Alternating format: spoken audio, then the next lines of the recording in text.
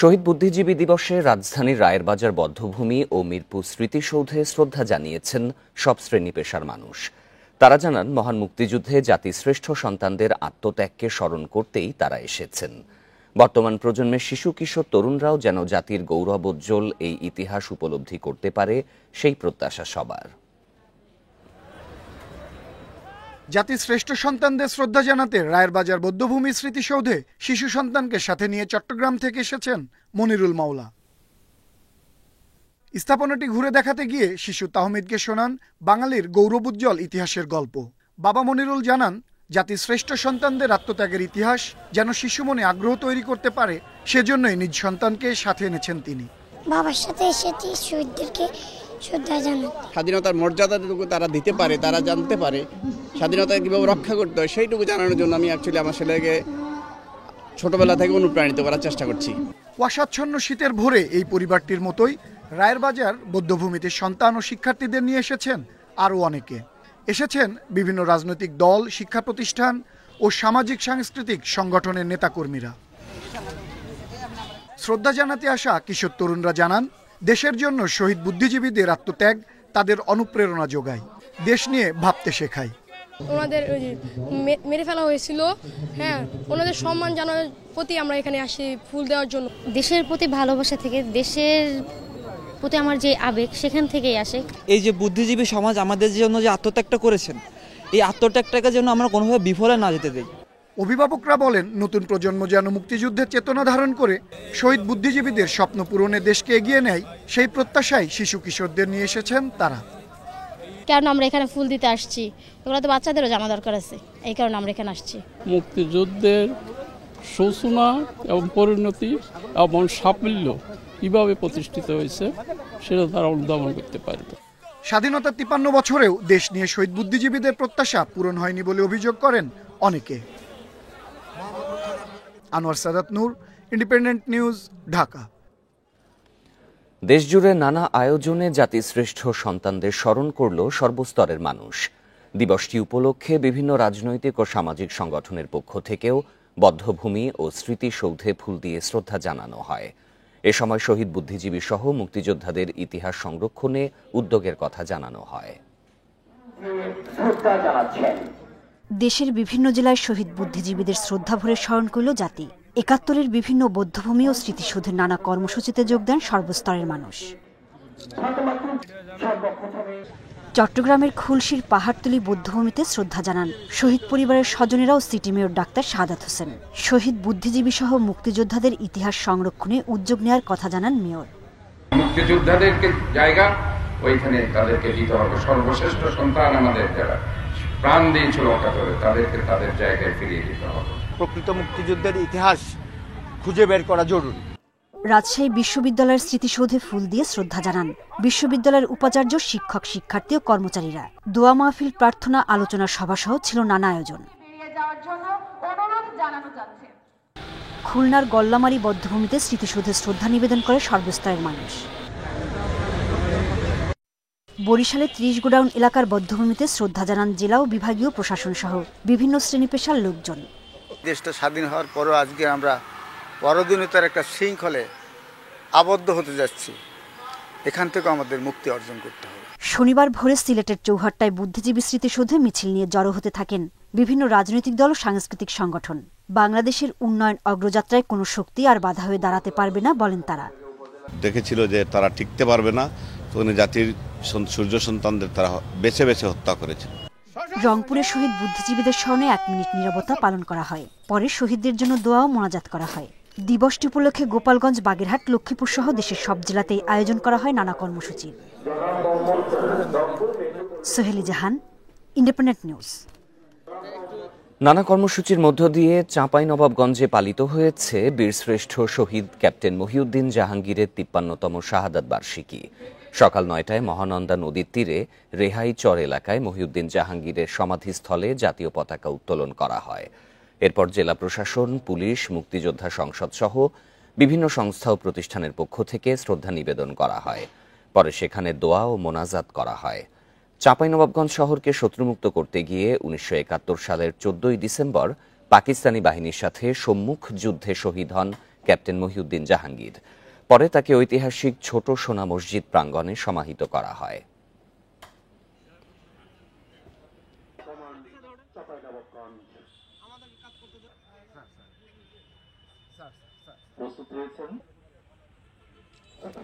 গণঅভ্যুত্থানের চেতনার সাথে বিশ্বাসঘাতকতা করলে প্রধান উপদেষ্টাকেও ছাড় দেয়া হবে না বলে হুঁশিয়ারি দিয়েছেন জুলাই শহীদ স্মৃতি ফাউন্ডেশনের সাধারণ সম্পাদক সার্জিস আলম।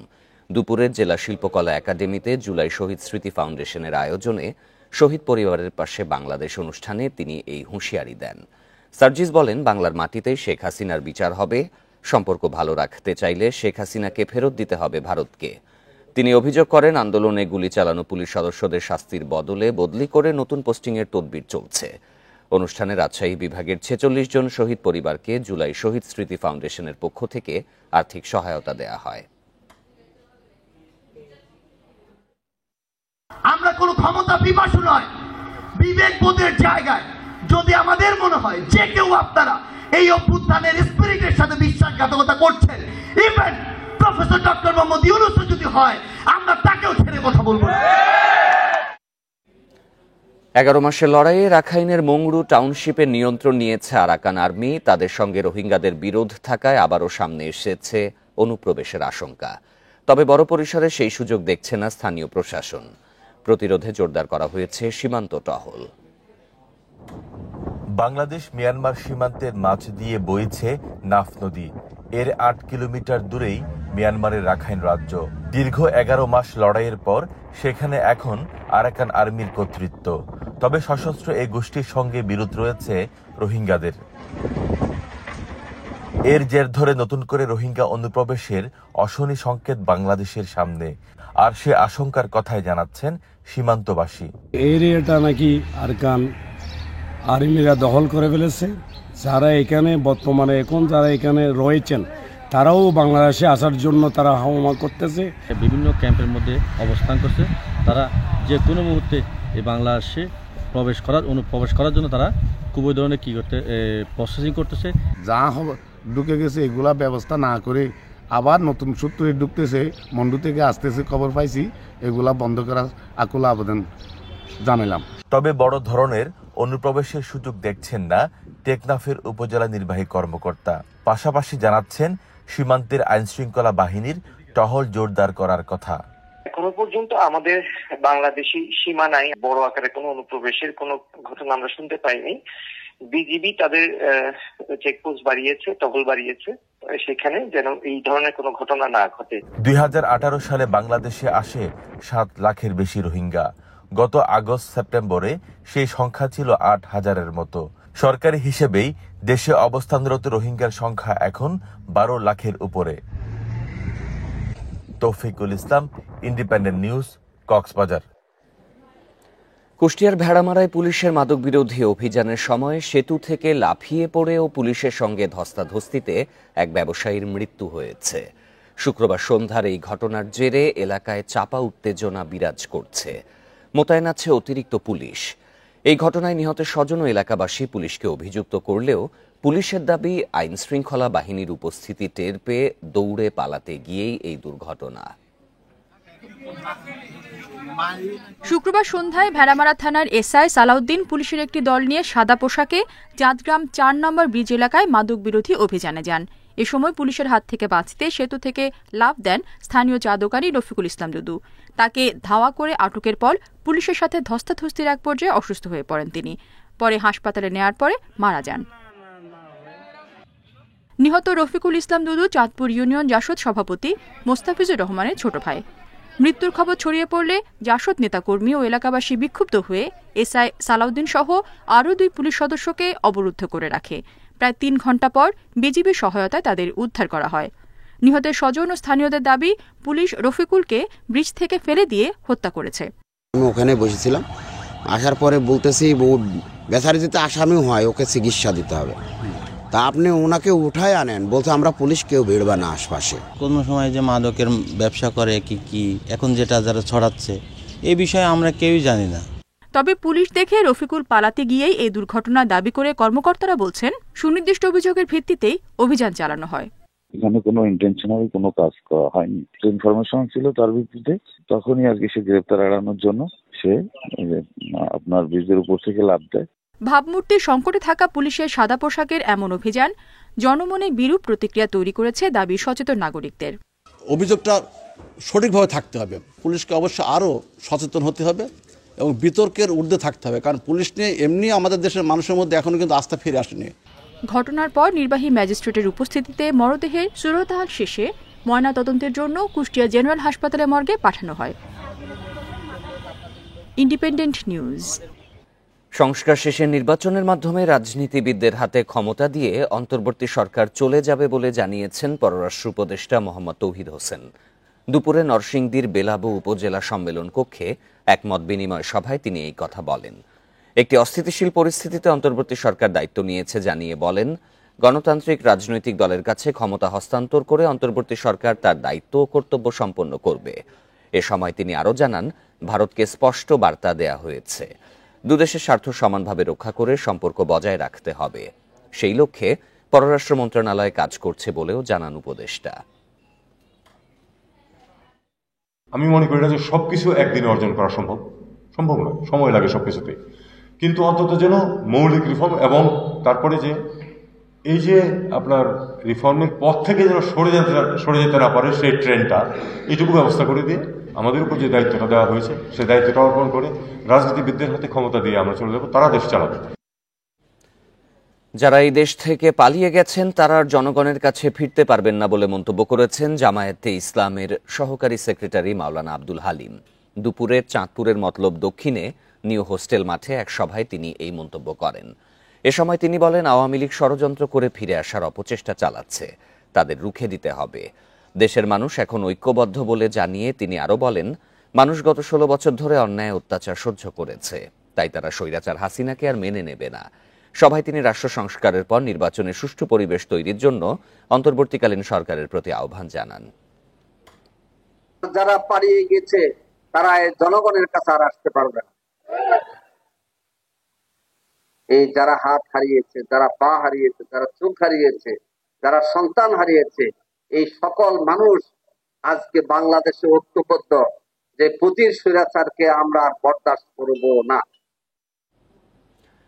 রাজশাহীর বিভিন্ন সীমান্ত দিয়ে আমদানি নিষিদ্ধ পণ্য, গান পাউডার ও অস্ত্রশস্ত্র আটকের ঘটনা বাড়ছে বলে জানায় আইন শৃঙ্খলা রক্ষাকারী বাহিনী। রাজনৈতিক দল, বখাটে কিশোর সহ নানা দুষ্কৃতিকারী চক্র তাদের সন্ত্রাসী কাজে ব্যবহারের জন্যই এই বিস্ফোরক ও অস্ত্র আনছে শঙ্কা তাদের।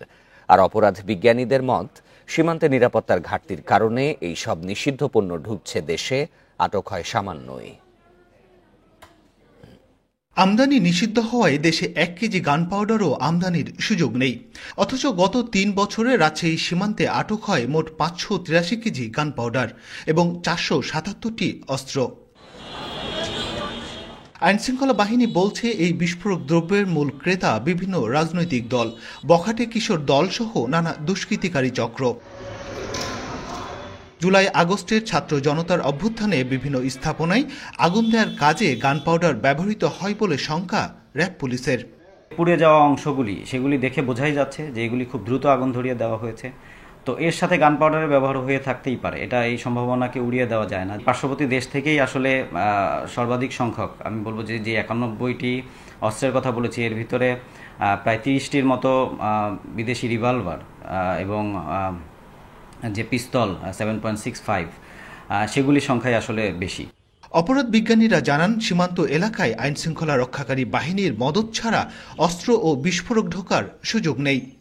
মানুষের সামাজিক রাজনৈতিক পরিবেশকে আনরেস্ট করার জন্য তারা এই গান পাউডারগুলো নিয়ে আসে এবং এর ফলে যে বাংলাদেশের যে ফোর্স আছে, যে ল এনফোর্সিং ফোর্স আছে, সেই ফোর্সেরও এই ক্ষেত্রে এক ধরনের মদত আছে।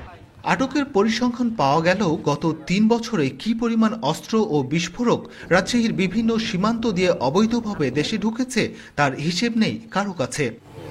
Mostafizur Rahman, independent news, Rajshahi. পঞ্চগড়, রাজশাহী, চুয়াডাঙ্গার পাশাপাশি মৃদু শৈত্যপ্রবাহের কবলে যশোরও। ঠান্ডা বাতাস বাড়াচ্ছে শীতের অনুভূতি, ঘন কুয়াশা তৈরি করেছে চলাচলে ভোগান্তি। শনিবার দেশের সর্বনিম্ন তাপমাত্রা রেকর্ড করা হয়েছে চুয়াডাঙ্গায় 8.7 ডিগ্রি সেলসিয়াস। শুক্রবারে মৃদু শৈত্যপ্রবাহের কবলে পড়ে চুয়াডাঙ্গা। শনিবার সকালে তাপমাত্রা নেমে আসে 8.7 ডিগ্রি সেলসিয়াসে। শৈত্যপ্রবাহের প্রভাব স্পষ্ট হয়ে উঠেছে জনজীবনে। ঘন কুয়াশা ও ঠান্ডা বাতাসে জেঁকে বসেছে শীত। ব্যাপক পরিমাণ শীত, যে শীতে মানুষ, গরিব মানুষ, অসহায় মানুষ শীতে রাত যাপন করতে খুবই কষ্ট। জনজীবন অসহায় হয়ে গেছে। এখন এই জনজীবনের উপরে দেখা যাচ্ছে কম্বল বিতরণ করলে ভালো হয়। গত এক সপ্তাহ ধরে চুয়াডাঙ্গা জেলায় 11 ডিগ্রি 12 ডিগ্রি থেকে তাপমাত্রা 15 ডিগ্রির নিচেই ছিল, সেটি কমতে কমতে 10 ডিগ্রির পরে আজকে 8.7 ডিগ্রিতে এসে থেকেছে। পঞ্চগড়ে শুক্রবার দেশের সর্বনিম্ন তাপমাত্রা রেকর্ড করা হলেও শনিবার তাপমাত্রা সামান্য বেড়েছে। জেলায় 9.2 ডিগ্রি সেলসিয়াস তাপমাত্রা রেকর্ড করেছে আবহাওয়া অফিস। শীতের দুরন্ত কষ্ট বাপ, শীতের কারণে বাইরে বাড়ানো যাচ্ছে না। তাপমাত্রা সামান্য হলেও কমেনি শীতের অনুভূতি। ঘর থেকে বের হলেই বাড়ছে ভোগান্তি। তবে পেটের দায়ে তীব্র শীতের মধ্যে ছুটতে হচ্ছে খেটে খাওয়া মানুষকে। বাড়িতে গরু ছাগল আছে, তা খাওয়ানোর খুব দুষ্কর হয়ে যাচ্ছে।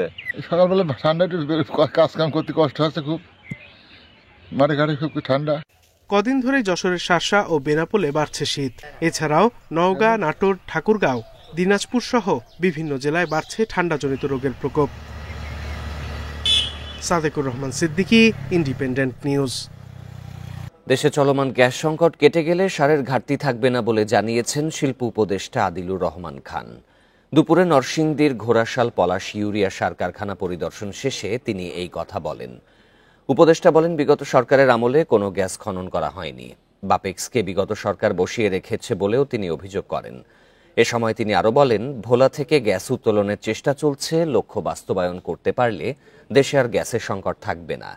গত 15 বছরের দুর্নীতির কথা উল্লেখ করে তিনি বলেন, প্রতিটি সেক্টরকে দুর্নীতিমুক্ত করা হচ্ছে।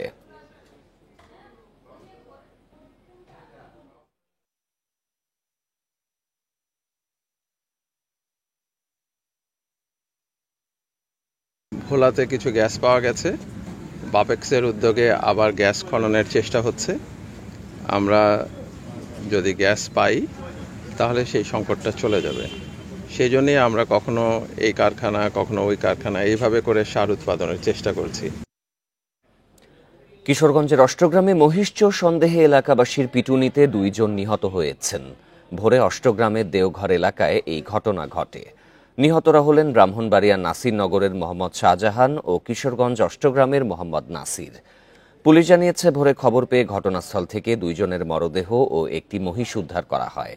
পুলিশ আরও জানায়, শুক্রবার দিবাগত রাতে মহিষ চুরি করে নৌকাযোগে পালানোর সময় কয়েক হাজার এলাকাবাসী তাদের ধরে গণপিটুনি দিলে ঘটনাস্থলেই 2 জন মারা যান। নিহতদের মধ্যে মোহাম্মদ শাহজাহান চিহ্নিত গরুচোর এবং তার বিরুদ্ধে একাধিক গরু চুরির মামলা রয়েছে বলে জানায় পুলিশ।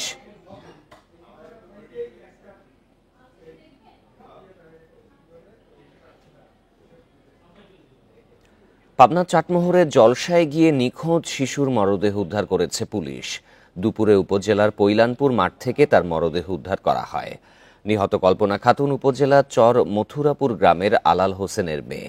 সে চরপাড়া সরকারি প্রাথমিক বিদ্যালয়ে 2য় শ্রেণীর শিক্ষার্থী ছিল। স্বজনরা জানান, কল্পনা শুক্রবার সন্ধ্যার পর বাড়ির পাশে দহপাড়ায় ইসলামী জলসায় যায়, কিন্তু রাতে আর ফেরত আসেনি। সকালে পৈলানপুর মাঠের মধ্যে একটি বাগানে মরদেহ দেখতে পেয়ে পুলিশে খবর দেয় স্থানীয়রা। পরে পুলিশ ঘটনাস্থল থেকে মরদেহ উদ্ধার করে। ধারণা করা হচ্ছে, ধর্ষণের পর শিশুটিকে শ্বাসরোধে হত্যা করা হয়।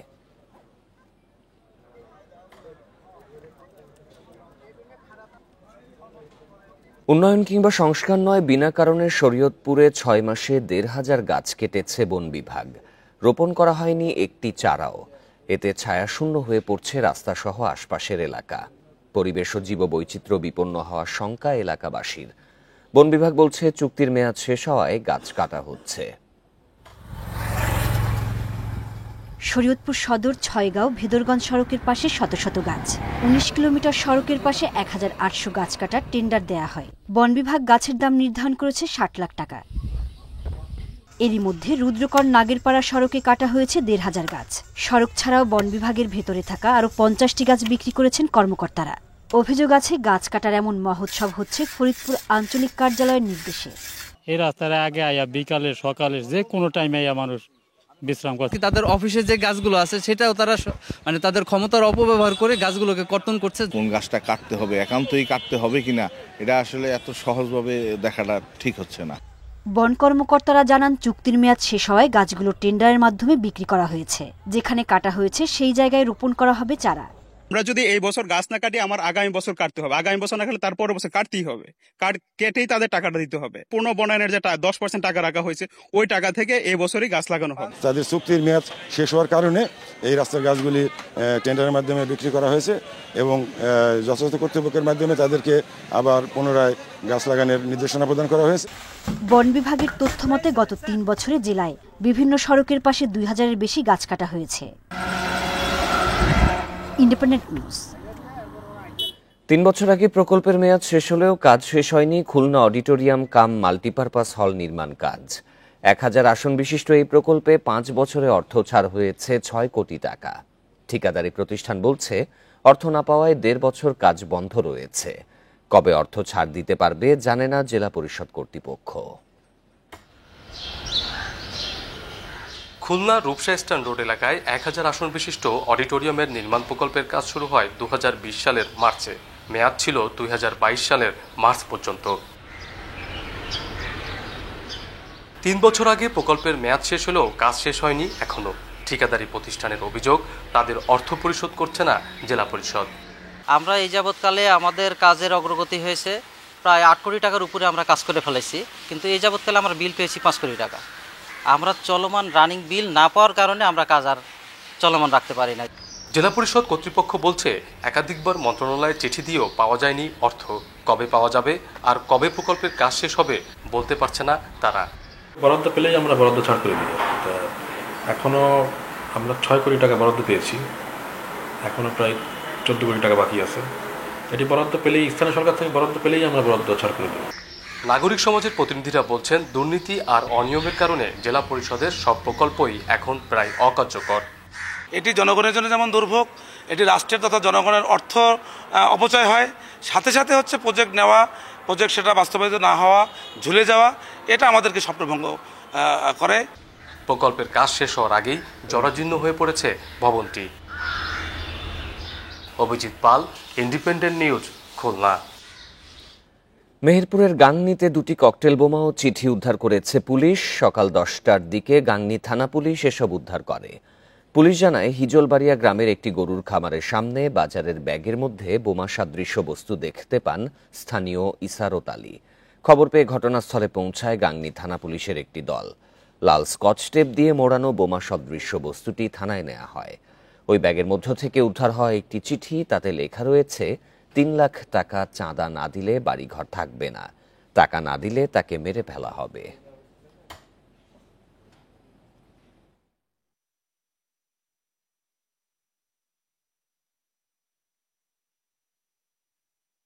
দুইটি ককটেল সাদৃশ্য বস্তু এবং একটি সাদা কাগজের লেখা চিরকুট উদ্ধার করি এবং বোম দুটি পানির মধ্যে সংরক্ষণ করে নিরাপদ স্থানে থানায় নিয়ে গিয়ে আমরা রাখবো। এবং এই নাটোরে লালপুরে এক মুদি দোকানিকে কুপিয়ে হত্যা করেছে দুর্বৃত্তরা। শুক্রবার রাতে এবি ইউনিয়নের বামনগ্রাম সরকারি প্রাথমিক বিদ্যালয়ের পাশে এই হত্যার ঘটনা ঘটে। নিহত সাইফুল ইসলাম বামনগ্রাম এলাকার মুদি দোকানি। পুলিশ জানায় গত রাত 11:30টার দিকে সাইফুল ইসলাম দোকান বন্ধ করে নিজ বাড়িতে ফিরছিলেন। পথে প্রাথমিক বিদ্যালয়ের পাশে বাড়ির সামনের গেটে পৌঁছালে দুর্বৃত্তরা তাকে ধারালো অস্ত্র দিয়ে কুপিয়ে হত্যা করে পালিয়ে যায়। এ সময় আশপাশের লোকজন মরদেহ পড়ে থাকতে দেখে পুলিশে খবর দেয়। পুলিশ মরদেহ উদ্ধার করে ময়না তদন্তের জন্য নাটোর সদর হাসপাতাল মর্গে পাঠায়। হত্যার কারণ জানাতে পারেনি পুলিশ।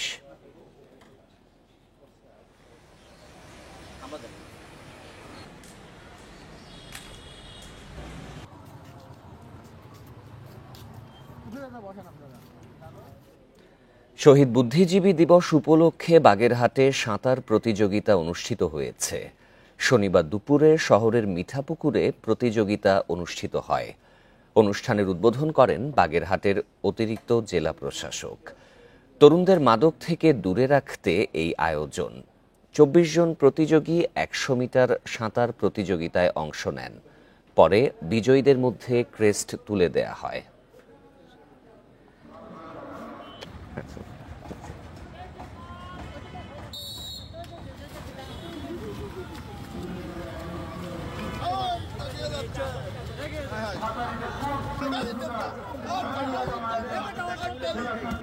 প্রিন্ট এবং ইলেকট্রনিক মিডিয়ার সফিসিয়ের সামনে সুন্দরভাবে তুলে ধরে তাদেরকে আমরা